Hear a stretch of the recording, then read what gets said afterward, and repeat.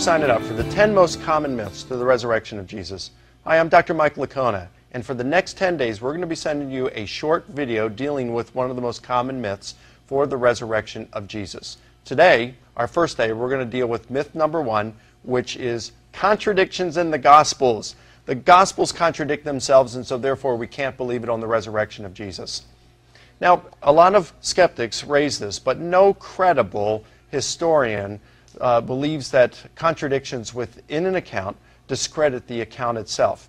For example, when the Titanic sank in 1912, there were some survivors that said the Titanic broke in half prior to sinking, while others said, she went down in one piece. Well, how do you get that wrong? I don't know. Here you got a ship that's a little over 800 feet long. It's all lit up and screams are coming from it.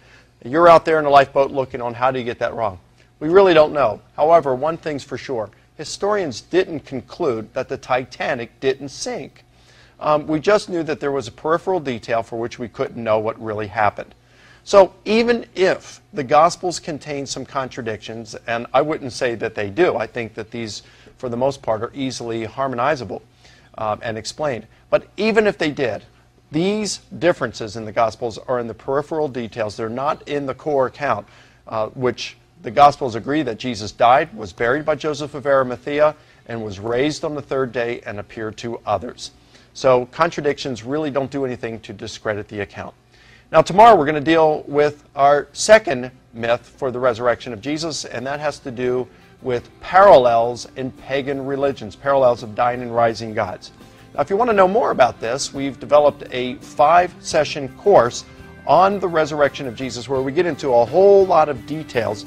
You can order that course by clicking on the link at the bottom. We invite you to do that, and we're going to be discussing a whole lot of information in those. I'm Mike Licona. Look forward to talking with you tomorrow.